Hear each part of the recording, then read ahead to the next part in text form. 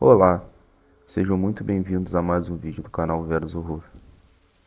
Vamos para o vídeo de hoje. Meu nome é Michael e eu gostaria de contar para vocês uma experiência sobrenatural que eu tive quando servi na Guerra do Vietnã e que marcou minha vida para sempre. Hoje eu tenho 83 anos e nunca me esqueci do que vivi naquele lugar maldito. Vou contar para vocês. Desde minha infância, eu sempre sonhei em ser soldado. Eu achava os militares tão incríveis. Lembro que era o sonho da minha vida, crescer e ter a honra de defender o meu país. Meu pai era veterano da Segunda Guerra Mundial e também meu ídolo e meu espelho. Eu queria muito ser igual a ele. Ele dizia para eu procurar outra coisa e não entrar nessa vida para não acabar aleijado como ele. Ele havia pisado em uma mina cerca de um ano antes do fim da guerra e perdeu a sua perna esquerda e também a sua mão esquerda, fora as sequelas que ficaram da explosão. Ele havia vivido muitos perigos e os males da guerra, e não queria isso para mim, e nem para meus irmãos. Mas um garoto com sonhos não vai escutar seu velho pai, né? E assim que tive idade, me alistei no exército, e para mim, aquilo era meu maior sonho. Eu estava realmente servindo ao meu país e defendendo o sonho americano. No primeiro ano, como soldado, eu tive muito treinamento e muita ralação também. Não havia espaço para moleza ou corpo mole. Lá, eu aprendi a ser homem de verdade. Meu pai, mesmo não gostando da ideia de eu ser militar, eu sabia que ele sentia orgulho de mim. Mesmo com todas as dificuldades que foram passar aquele primeiro ano, eu consegui e logo fiquei firme lá dentro. Quando você é soldado, você cria uma família dentro do quartel. A gente lá não era apenas colegas de farda, e sim amigos que se ajudavam a superar os desafios que nos eram impostos. Mas minha intenção aqui não é contar minha trajetória no quartel, e sim a experiência que vivi no meio da Guerra do Vietnã. Assim que a guerra começou, eu não era mais tão novato no exército, e já tinha 4 anos servindo. Fiquei muito animado para ir, pois foram 4 anos de treinos e eu nunca havia pisado em um campo real de combate. E ali eu poderia colocar em prática tudo o que eu havia treinado antes. Assim que eu cheguei no Vietnã, a guerra já estava acontecendo há cerca de 2 meses. E eu cheguei junto dos meus companheiros, como reforços para as tropas que já estavam em combate. Lembro que logo quando a gente chegou, já partimos para a ação. Logo que desembarquei do avião, já fui direcionado para um veículo de um comboio, junto com um grupo de 11 soldados que estavam no mesmo veículo que eu, e fomos em direção ao campo de combate para ajudar nossos aliados que estavam sofrendo forte pressão dos Vietcongs. Era a minha primeira vez, e o som do campo de batalha tremeu meu espírito. Não tinha tempo para pensar. Assim que desci do veículo, já fomos para a linha de trás da suporte e logo substituir os soldados que estavam na linha da frente naquele momento. Eu já sabia o que fazer e me saí muito bem naquele dia. Acredito que consegui derrubar 5 Vietcongs e conseguimos fazer eles recuarem seu avanço. Mas mesmo com a vitória naquele combate, vi também as perdas da guerra. Tantos homens mortos, tantos soldados americanos caídos. Era uma cena dura e cruel de se ver. Por sorte, não me feri, mesmo tendo trocado tiro na linha de frente. O passar dos dias naquele lugar eram iguais. Todo dia a gente lutava contra eles. Às vezes a gente vencia, às vezes não. Vi vários colegas morrendo nos campos de combate. E ali percebi o que meu pai dizia sobre a guerra não ser uma coisa boa. Mas mesmo assim, eu me sentia vivo ali. Afinal, esse era meu sonho e eu estava servindo ao meu país. Mas ali, naquele lugar, eu vi coisas horríveis que acontecem na guerra. Vi jovens sendo massacrados por estarem do lado errado do conflito. Vi pessoas serem torturadas, prisioneiros passando fome. A situação era realmente deprimente e deplorável. Coisas que eu nunca imaginaria que seriam tão cruéis e brutais. Eu tinha medo de ser pego pelos Vietcongs e acabar como os prisioneiros de guerra que a gente estava massacrando.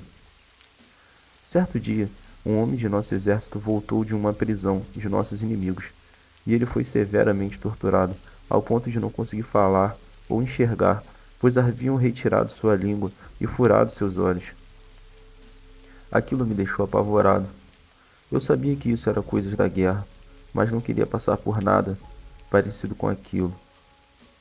A guerra seguia firme, até que uma aeronave nossa foi atingida e caiu em uma zona de mata fechada. E eu, junto de mais 10 soldados, fomos designados para fazer o resgate da aeronave. Um deles se chamava John, e ele tinha servido comigo todos esses anos no quartel, da minha região. Nós éramos bons amigos. Então a gente seguiu em carros até o ponto que tinha como, e depois deixamos os veículos e prosseguindo a pé, mata adentro.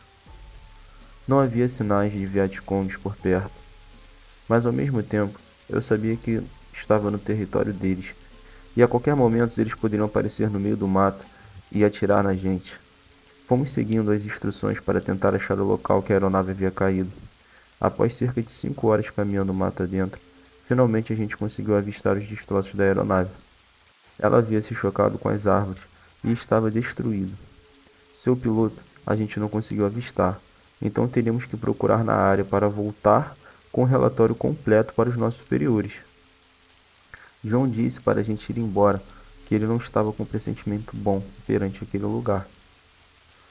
Foi quando Mark, o soldado responsável por liderar nosso grupo, o repreendeu e disse que se fosse ele iria gostar de ser encontrado com vida, ou que a sua família soubesse que a gente tentou achar ele.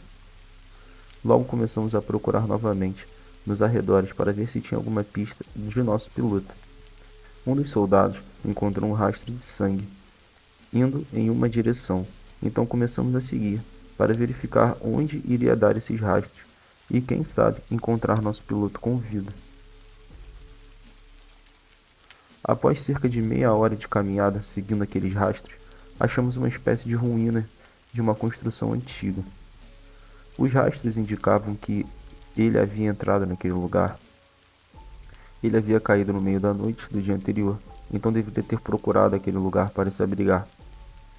Quando a gente entrou, vimos que aquelas ruínas eram a entrada de uma grande gruta. Mas ela era bem estranha, eu me lembro bem. Nas paredes daquele lugar haviam escrituras em língua que a gente não identificou. Havia no nosso grupo um soldado vietnamita que falava inglês, e ele disse que aquilo não era um bom sinal, que haviam lenda dos povos antigos sobre rituais pagãos e demônios de sacrifício humano em lugares como esse, que eles ofereciam às pessoas para entidades em troca de coisas que eles queriam. Ele disse que aquelas escrituras não estavam em sua língua. Conforme a gente foi avançando naquela gruta, vimos ossos, crânios e marcas nas paredes e no chão. Achamos aquilo muito estranho, e a gruta era bem grande, e havia vários caminhos lá dentro para seguir. Resolvemos nos separar em duplas para cobrir áreas maiores, e eu fui junto com John. A gente escolheu uma direção e fomos seguir para dentro daquela caverna sinistra. Lá dentro era tudo escuro, e a gente só enxergava onde a lanterna iluminava. Após uns 5 minutos andando, a gente achou o nosso piloto, e eu nunca esqueci daquela imagem. Chegamos em um local que parecia o fim da gruta, e lá estava ele, ou o que sobrou dele.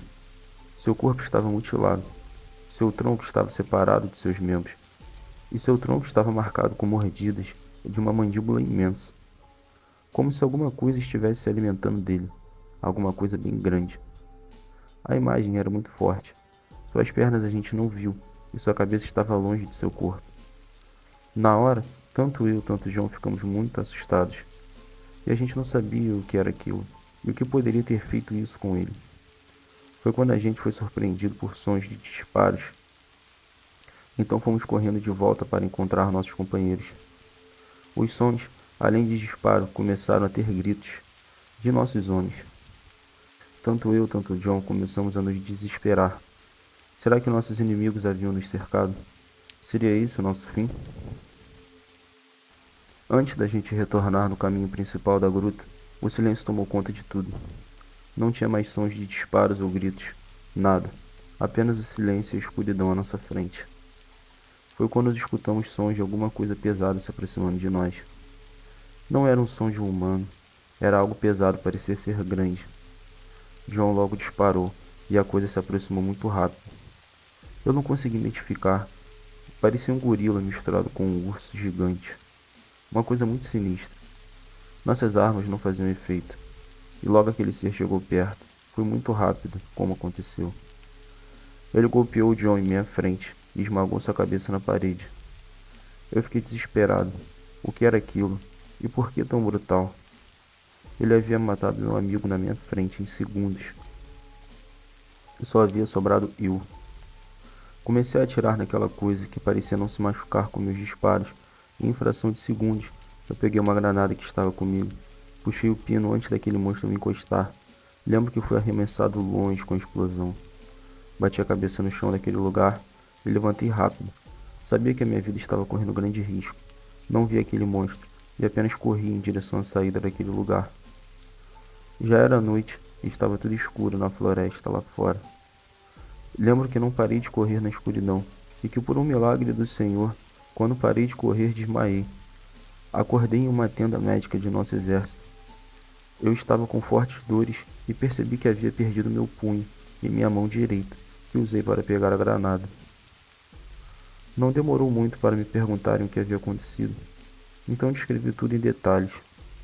Meu superior disse que ninguém havia sido encontrado além de mim, e que fizeram buscas e mais buscas na região e não acharam nada, nem rastros da queda da aeronave. Depois disso, eu fui dispensado da guerra, pois havia sido mutilado. Fiquei aposentado como meu pai, com menos de 30 anos de idade. Até hoje ninguém sabe o que aconteceu naquele lugar, ou o que era aquela coisa que matou meus companheiros. Alguns anos depois conheci um vietnamita que disse que era uma antiga lenda da região, e que foi muito azar nosso ter encontrado aquele ser.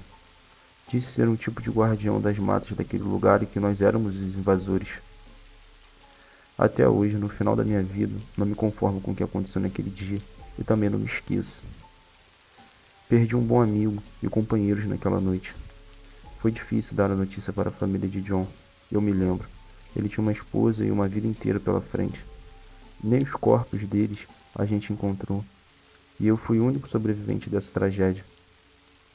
No laudo de suas mortes, o exército deu que foi em combate com inimigos e que nós havíamos sido emboscados. Eles nunca iriam assumir que algo sem explicação matou aqueles homens. O exército tem essa mania de esconder segredos. Mesmo no fim da minha vida, nunca encontrei resposta para aquele dia e também nunca vou me esquecer. E esse é o vídeo de hoje.